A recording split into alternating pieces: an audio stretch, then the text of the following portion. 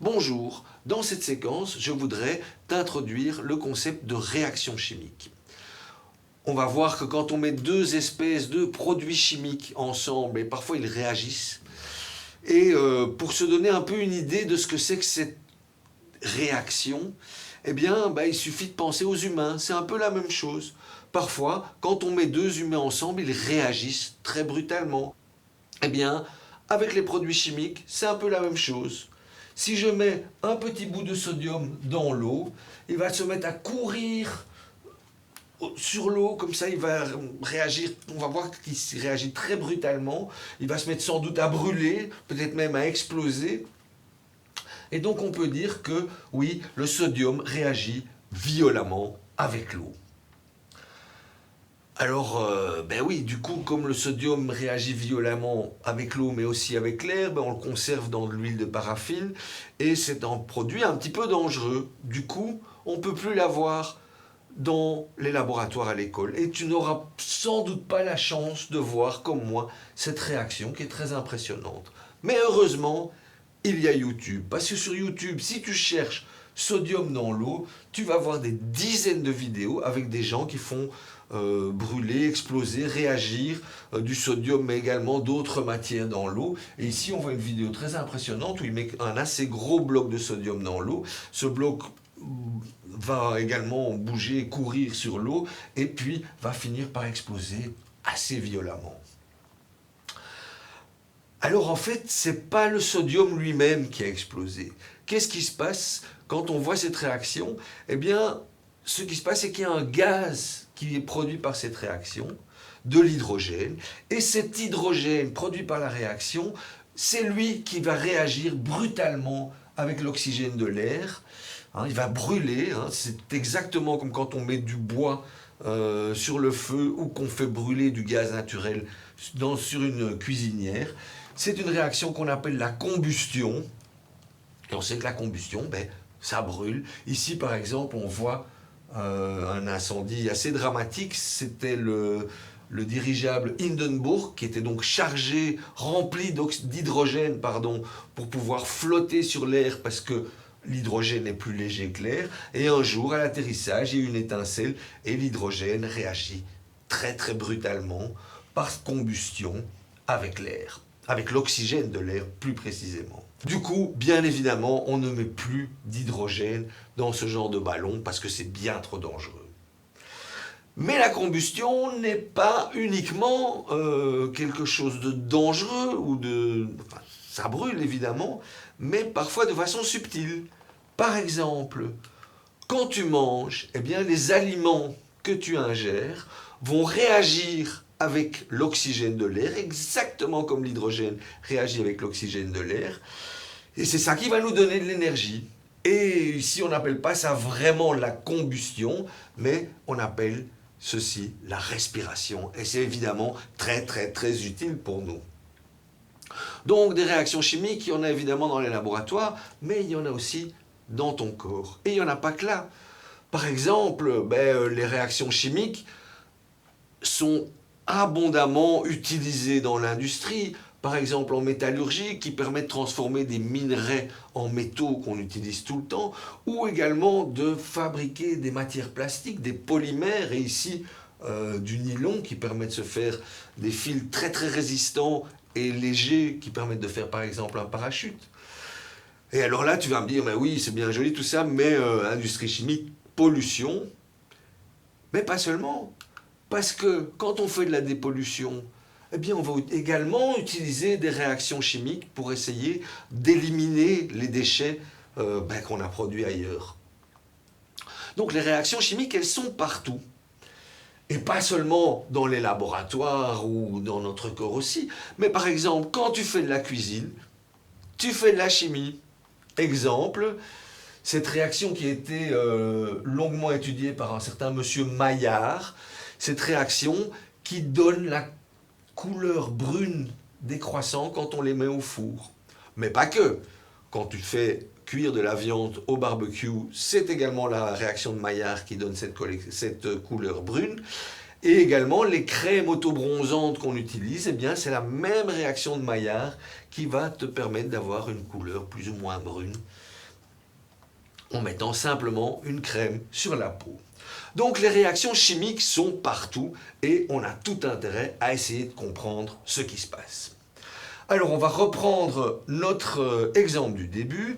Qu'est-ce qui se passe quand je mets du sodium dans l'eau? Alors on va voir ça du point de vue chimique. Donc d'une part, on a du sodium. Le sodium, c'est un métal qui est qui a moyen de couper assez facilement. Il est assez léger. Il est également très réactif. C'est pour ça qu'on le conserve généralement dans de l'huile. Et d'autre part, il y a l'eau. Ben, l'eau, ça tu connais évidemment. Si on regarde du point de vue chimique, ben, le sodium, on l'appelle Na parce qu'en latin, ça vient de natrium, et surtout ce sont des atomes. Alors ici je les ai représentés en mauve, tu sais bien que cette couleur mauve n'a aucun sens à cette dimension. On peut dire que les atomes n'ont pas vraiment de couleur, quoi. L'eau, c'est un tout petit peu plus compliqué. Ce sont des molécules composées de 3 atomes, 2 atomes d'hydrogène et un atome d'oxygène. C'est pour ça qu'on l'écrit H2O. Ok, et qu'est-ce qui va se passer? En fait, quand ils vont réagir, eh bien, le sodium va prendre la place d'un des atomes d'hydrogène qui va être éjecté. Donc, ce qu'on observe, eh bien, c'est que d'un côté, ben, l'hydrogène va donner du gaz qui, lui, est sous forme H2, donc sous forme de dihydrogène. Ce sont des molécules qui contiennent 2 atomes d'hydrogène. Alors cet hydrogène, on peut remarquer sa présence parce qu'en fait, c'est lui qui va se mettre à brûler ici. Donc la petite flamme indique qu'on a eu de l'hydrogène qui a été dégagé, qui s'est mis à brûler parce que, en plus, le milieu est devenu très chaud et c'est pour ça qu'il s'est mis à brûler. D'un autre côté, qu'est-ce qu'on a? Ben donc le sodium a pris la place d'un atome d'hydrogène dans une molécule d'eau et on obtient ce qu'on appelle de l'hydroxyde de sodium. Donc c'est une molécule qui contient un atome de sodium, un atome d'oxygène, un atome d'hydrogène. En fait, c'est pas exactement comme ça que ça se passe parce que quand cette molécule de NaOH, d'hydroxyde de sodium, se met dans l'eau, eh bien on va remarquer qu'elle va se séparer en 2 ions. Donc d'une part, un ion Na+, on reviendra là-dessus une autre fois. D'autre part, un ion OH-, ici. Ces 2 ions vont être dissous dans l'eau. Et entre parenthèses, cet ion OH-, c'est lui qui va nous donner cette belle couleur mauve. En fait, pas lui vraiment, hein, parce que la couleur mauve, donc d'une part, je te rappelle, c'est vraiment pas la couleur du sodium ici. C'est pas non plus la couleur de l'OH-. En fait, ce qui se passe, c'est qu'on a mis dans cette eau un produit qu'on appelle un indicateur qui va révéler, qui va indiquer la présence de ces ions OH-.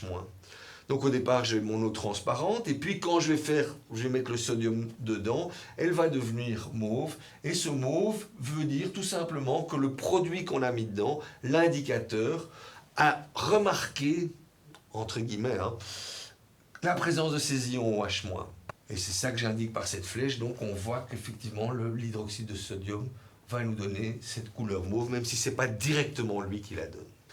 Alors maintenant, on va essayer de représenter tout ça, d'avoir une écriture qui nous représente ce qui s'est passé. Et on va avoir ce qu'on appelle une équation chimique, donc où à gauche, je vais mettre ce qu'il y avait avant la réaction, je vais mettre une flèche pour indiquer qu'il y a une transformation, et ensuite, je vais voir ce que j'ai obtenu. Et généralement, on dit que à gauche, on a les réactifs, donc les produits qui vont réagir ensemble, alors qu'à droite, on a les produits, c'est plutôt les produits de réaction. Donc avant, on avait nos réactifs, ceux qui vont réagir ensemble, le sodium et l'eau, et ensuite, après la transformation qui est indiquée par la flèche, on va avoir nos produits de réaction, l'hydrogène et l'hydroxyde de sodium. Bon, mais quand on entend équation, ça veut dire qu'il y a quelque chose qui est égal de chaque côté, ça veut dire qu'effectivement, on doit retrouver la même chose des deux côtés. Dans une réaction chimique, il n'y a pas assez d'énergie pour créer de la matière ou pour en détruire. Donc, en fait, il va y avoir juste un réarrangement des atomes. Et on va voir un peu comment on peut tenir compte de ça. Donc, je mets ici les petits modèles moléculaires. Donc, avant à gauche j'ai un atome de sodium et donc un atome d'oxygène et deux atomes d'hydrogène. Et je vois tout de suite que j'ai un problème pour après. Parce que j'ai bien un atome de sodium, un atome d'oxygène, mais par contre j'ai 1, 2, 3 atomes d'hydrogène. Donc j'en ai 2 avant, 3 après. C'est évident que dans une réaction chimique, ça ne peut pas se produire. Il faut qu'il y ait conservation des espèces, des atomes que j'avais avant et après. Bon, ben alors il va falloir un petit peu équilibrer cette réaction chimique pour qu'on ait quelque chose qui colle à la réalité, évidemment. Hein. Et ce que je peux me dire, c'est que, bah oui, ce que j'ai dit, c'est que mon atome ici de sodium avait pris la place de mon atome d'hydrogène, donc il va y avoir qu'un seul atome d'hydrogène qui est créé ici, c'est-à-dire une demi-molécule de dihydrogène. Maintenant, c'est évidemment équilibré. Donc j'ai un atome de sodium, un atome d'oxygène et 2 atomes d'hydrogène. Et je retrouve à droite exactement la même chose, un atome de sodium, un atome d'oxygène et 2 atomes d'hydrogène. Sauf que une demi-molécule d'hydrogène, c'est pas quelque chose que on aime avoir parce que des demi-molécules, dans la nature, ça n'existe pas. Heureusement, il y en a plein d'atomes et de molécules, il n'y a qu'à multiplier par 2. Donc, si je multiplie ici par 2, je vais avoir du coup 2 atomes de sodium, 2 molécules d'eau, et ici une molécule d'hydrogène composée de 2 atomes, et 2 molécules de NaOH. Et maintenant, si je compte, 2 atomes de sodium à gauche à droite, 2 atomes d'oxygène à gauche à droite, et ici 1, 2, 3, 4, 1, 2, 3, 4 atomes d'hydrogène. Ici, j'ai le même nombre d'atomes à gauche et à droite. Mon équation est équilibrée. Enfin, elle n'est pas tout à fait équilibrée parce que je dois évidemment noter le nombre d'atomes que j'ai. Donc, il suffit que j'ajoute des coefficients ici. 2 sodium, 2 molécules d'eau. Ici, j'ai une molécule d'hydrogène et 2 molécules de NaOH. Et là, mon équation est équilibrée. Alors, ces coefficients que j'ai mis devant chacune des espèces chimiques sont ce qu'on appelle des coefficients stéchiométriques. Et évidemment, quand j'ai un 1, je ne vais pas le mettre. Si je ne vois pas de coefficient stéchiométrique, ça veut dire que j'ai simplement une molécule d'hydrogène qui est formée. Et donc là, mon équation est une équation chimique telle que tu vas la trouver dans les livres. Elle sera bien équilibrée et elle aura ces fameux coefficients stéchiométriques. Alors stéchiométrique, c'est un mot un petit peu long et embêtant, ça vient du grec, mais ça vient de donc stoikeion qui voulait dire en grec ancien un élément de base et métron, comme dans métronome, comme dans chronomètre, c'est la mesure. Donc on mesure, on va compter les éléments de base qu'on a. Et ces coefficients stéchiométriques sont évidemment de la plus grande importance et on va voir tout de suite pourquoi. Alors pourquoi ces coefficients sont-ils si importants ? Eh bien parce qu'ils vont nous permettre de faire de la chimie quantitative, de peser, de faire de la chimie pondérale.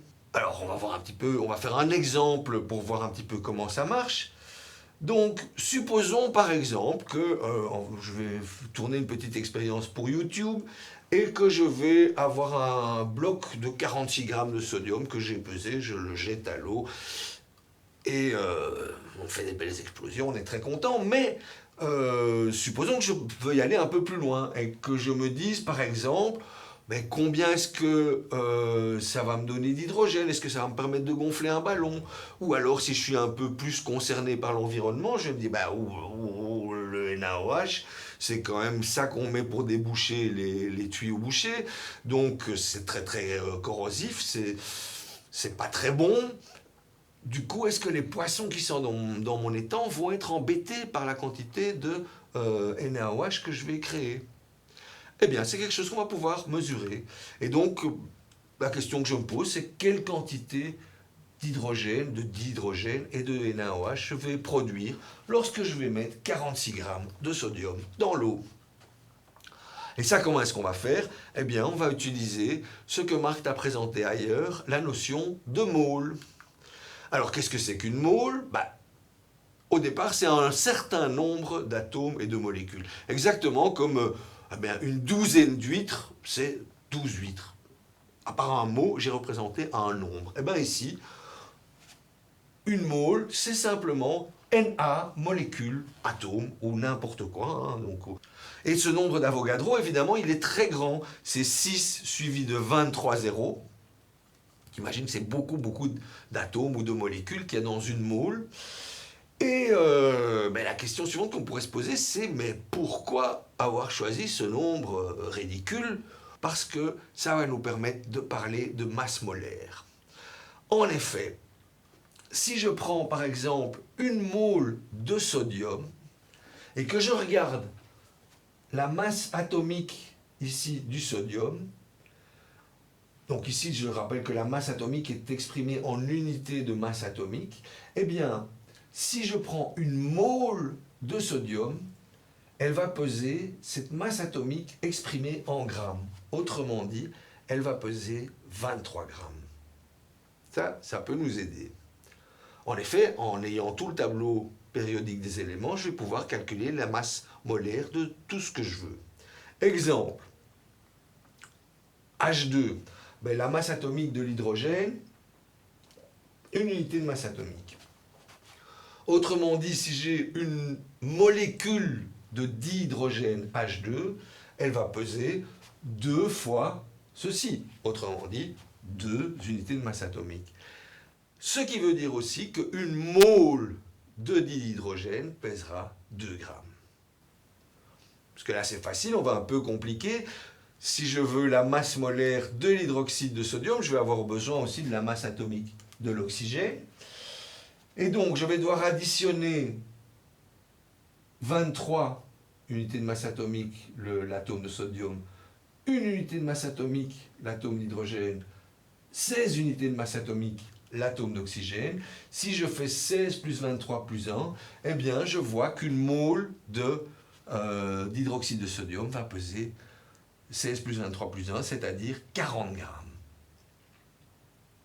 Bon, donc je sais exactement ce que pèse une mole de chaque composé, de chaque espèce chimique que je vais rencontrer. Comme j'ai dit qu'une mole de sodium pesait 23 grammes, si j'ai un bloc de 46 grammes de sodium, il pèse forcément 2 moles, 2 fois 23 grammes. Et comme j'ai mon équation ici qui est équilibrée, je sais que quand j'ai 2 atomes de sodium, eh bien ils vont me donner une molécule d'hydrogène et 2 molécules de NaOH. Autrement dit, si j'ai 2 moles de sodium, j'ai multiplié juste par le nombre d'Avogadro, je vais obtenir une mole de dihydrogène et je vais obtenir 2 moles de NaOH. Autrement dit, comme je connais la masse molaire de ces deux constituants, une mole de dihydrogène, ça me fait 2 grammes de dihydrogène. Et 2 moles de NaOH, ça me fait 2 fois 40 grammes, c'est-à-dire 80 grammes d'hydroxyde de sodium. Et donc je peux faire des estimations assez précises. Quand j'ai 46 grammes de sodium que je mets dans l'eau, je vais obtenir 2 grammes d'hydrogène. Bon, après ça, il faudra voir si ça permet de gonfler ou non mon ballon. Et je vais obtenir 80 grammes d'hydroxyde de sodium. Et là, il faudra voir si ça va empoisonner ou non les poissons. Mais avant ça, il y a une question que je me pose. C'est pas normal qu'il y ait à gauche et à droite des masses différentes. Si j'ai 46 grammes et ici j'en ai 80 plus 2, 82 grammes. Oui, évidemment, j'ai pas tenu compte de l'eau ici. J'ai mis mon bloc de sodium dans l'eau, donc l'eau, il y en avait bien assez. Je ne me suis pas préoccupé de combien je vais en avoir, mais c'est clair que j'en ai consommé 2 moles de H2O, 2 moles d'eau. Ok, alors donc il faut calculer la masse molaire de l'eau. Donc 1 atome d'oxygène, 16, plus 2 atomes d'hydrogène, 2 fois 1. Une mole d'eau pèse 18 grammes, 16 plus 2. Et donc, si j'ai ici eu 2 moles de sodium, ben forcément elles vont réagir avec 2 moles d'eau, c'est-à-dire 2 fois 18, 36 grammes d'eau. Si je fais le calcul maintenant ici, 46 grammes plus 36 grammes, ça va bien me faire les 82 grammes que j'ai à droite. Alors voilà, c'est ici que se termine cette séquence d'introduction sur les réactions chimiques. Je voulais te montrer d'abord que les réactions chimiques sont partout. Je voulais te montrer comment on peut les décrire, ces réactions chimiques, au moyen des équations chimiques et comment il faut équilibrer ces équations chimiques pour arriver à quelque chose de cohérent. Et je voulais également te montrer qu'une fois qu'on a cette équation chimique et le tableau périodique des éléments, eh bien on peut faire des prédictions sur les quantités de matière qui vont réagir ensemble et sur les quantités de produits que vont donner une certaine réaction. Alors, donc on sait maintenant ce qui se passe. Là, dans la suite du programme, il faudra se demander pourquoi ça se passe, pourquoi certaines réactions ont lieu et pourquoi d'autres n'ont pas lieu, et peut-être même évidemment comment ça se passe. Et puis ensuite, j'essaierai de te montrer les différents types de réactions pour commencer à avoir une sorte de catalogue de toutes les réactions qu'on va observer dans la nature ou dans les laboratoires. Voilà, je te remercie pour ton attention et je te dis à bientôt.